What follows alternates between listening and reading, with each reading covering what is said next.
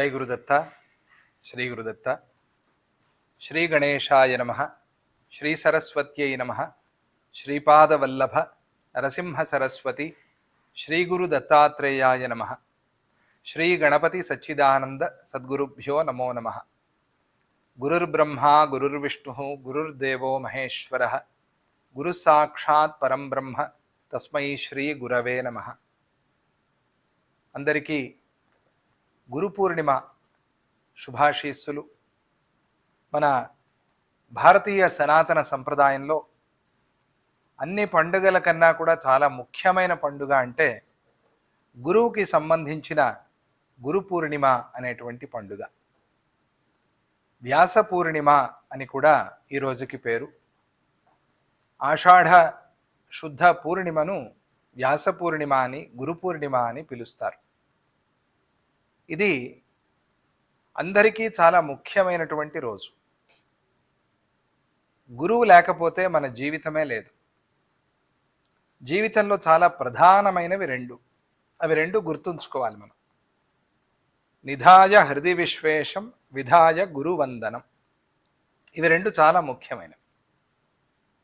హృది విశ్వేశ నిధానం అంటే హృదయంలో భగవంతుణ్ణి పరమేశ్వరుణ్ణి ఉంచుకోవటం, నిలుపుకోవటం, నిరంతరంగా స్మరించుకోవటం.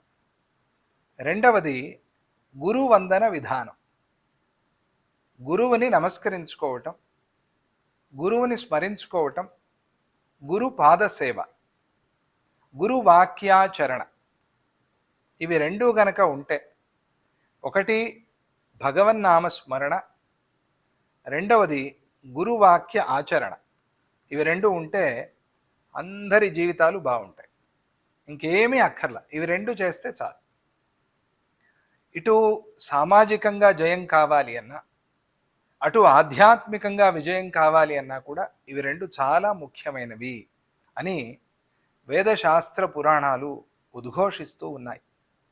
ఎన్నెన్నో కథలు, ఎన్నెన్నో ఉదాహరణలు.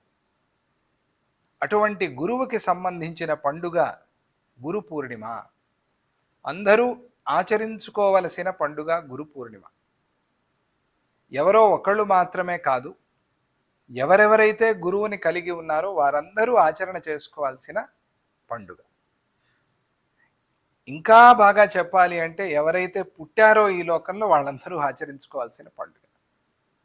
ఎందుకంటే పుట్టిన ప్రతి ఒక్కరికి గురువు ఉంటారు, ఉండి తీరాలి.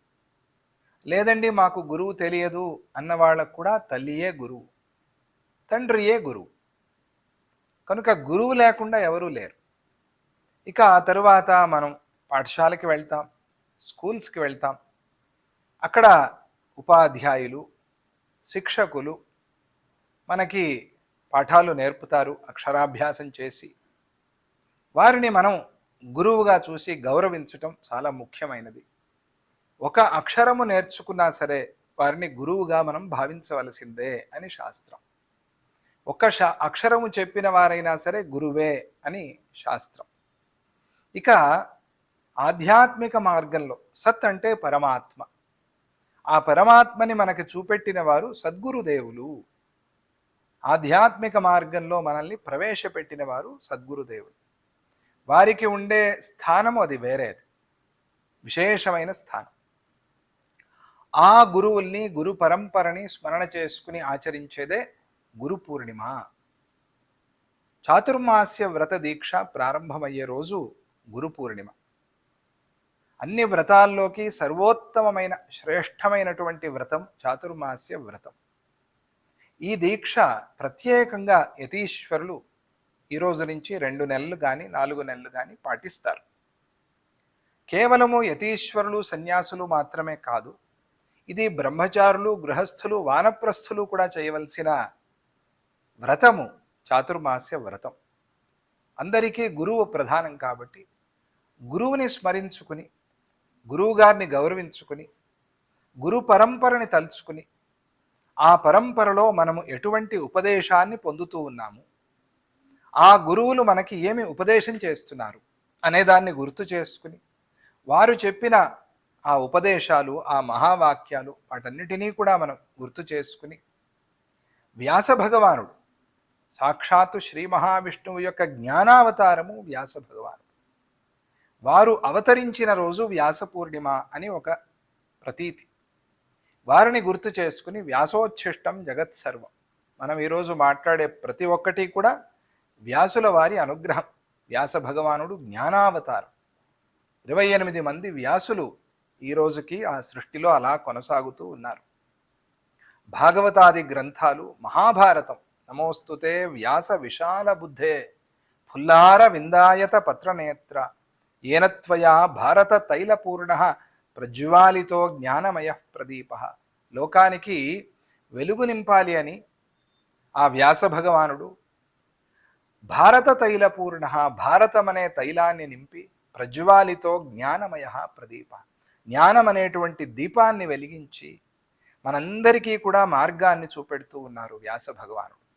మహాభారతం, భాగవతం, ఇక బ్రహ్మసూత్రాలు, వీటిని మనకు అందించి ఆ భారతంలో విష్ణు సహస్రనామం, భగవద్గీత, సనత్సుజాతీయం, ఇటువంటి గ్రంథాల్ని భారతము ద్వారా మనకు అందించిన మహానుభావుడు వ్యాస భగవానుడు. గురువు విషయంలో భక్తిగా ఉందాము, ఆ గురువుని సేవించుకుందాము, గురువు చెప్పిన మార్గంలో నడుచుకుందాం, గురువు అనుగ్రహానికి అందరము పాత్రులమవుదాం. ఈరోజు నుంచి ప్రారంభమయ్యేటువంటి చాతుర్మాస్య వ్రత దీక్షా ఫలము లోక కళ్యాణానికి ఆ భగవంతుడు వెంకటేశ్వర స్వామి వారి అనుగ్రహంతో కలిగి అన్ని లోకాలు కూడా సుఖంగా సంతోషంగా ఉంటూ, విశేషంగా మన భూలోకము, మన భారతదేశం సుభిక్షంగా ఆనందంగా సంతోషంగా ఉంటూ, సకాలంలో మంచి వర్షాలు కురిసి అందరూ అన్ని రంగాల వారు కూడా ఆరోగ్యంగా ఆనందంగా ఉండాలి అని చెప్పి సంకల్పం చేసుకుని ఈరోజు నుంచి చాతుర్మాస్య వ్రత దీక్ష ప్రారంభించి చేస్తూ ఉన్నాం. ఈ దీక్షా ఫలము అందరికీ కూడా కలుగుగాక, అందరూ సుఖ సంతోషాలతో ఆనందంగా ఉండేదరుగాక అని చెప్పి ప్రార్థన చేస్తూ అందరికీ మరి ఒక్కసారి గురు పూర్ణిమ శుభాకాంక్షలు, శుభాశీస్సులు. జై గురుదత్త, శ్రీ గురుదత్త. తస్మై శ్రీ గురవే నమః.